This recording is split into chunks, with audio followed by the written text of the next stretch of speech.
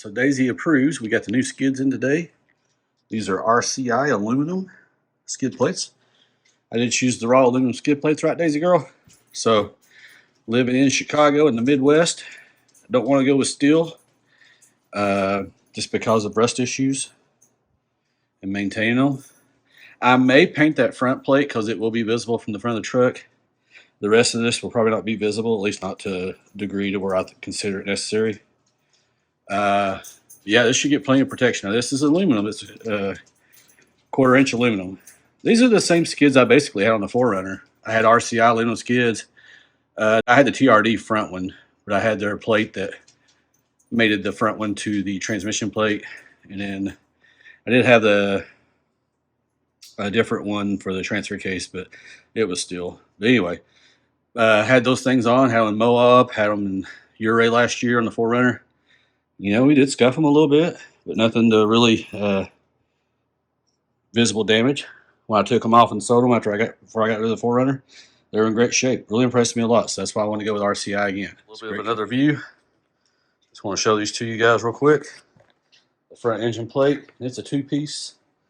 So you have the front plate right here, and you have this other piece. This is all the engine's plate, just so you know. And you have the transmission plate, which is a pretty big chunk. And then those of you who have a Bronco already, you know there's a gap right here in the factory skids. So this bridges that gap, which is pretty comforting. So even though it is unlikely for a rock or something to gouge up in there, but technically it's possible. So if you're going to go aftermarket skids, why not just get the real good stuff, right? Get good coverage.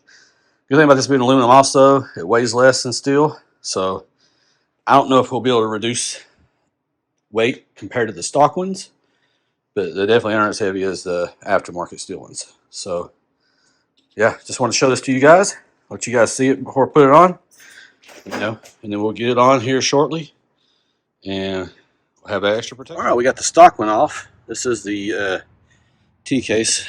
So as you can see, there's a little bit more, quite a bit more coverage between the stock and the aftermarket one. This is definitely thicker, of course, because it's aluminum, as opposed to that being steel from the factory. That's probably a pretty decent one, to be honest with you. If you're on a tight budget, I would say just get the transmission skid and be done with it, if you already have the steel bash plates. But, you know, I like to go above and beyond, so, and I'm very fortunate financially to be able to do it. So I'm going to do this, get a little extra coverage, and a little light, lose a little weight maybe. All right, so here we have the transfer case skid plate in. You just leave these out about 1/2 inch like the instructions say. Slide them in there, change out. I changed out the factory bolt pins, even though you may not have had to.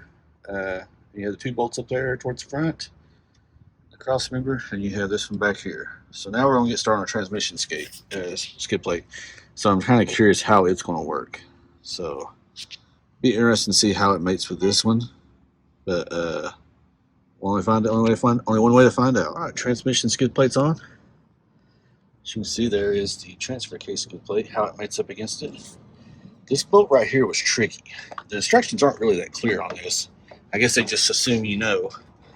But don't make the mistake I do. The big fat moon washer goes up there on top of this cross member, not between it like the diagram shows. So just know it goes up there with the other washer on top of it, and then a nut.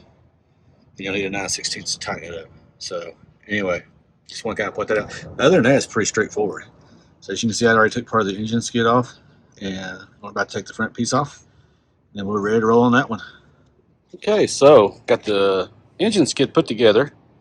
So they have you do that before you try to put it on. You basically mount this bottom piece down here to the main skid, and I'll put it on the jack, steady it, raise it up to the point, screw it on. This install has been extremely easy, except for that one little bolt part. That's probably my thought from looking at those directions. But, you know, hey, this thing's going to look awesome when they get on here. So can't wait to get this finished. I'm very happy with the way these look. Something I probably should have mentioned at first, but you might have gotten the drift of it whenever we were filming, is that you start from the back and go to the front if you're doing multiple.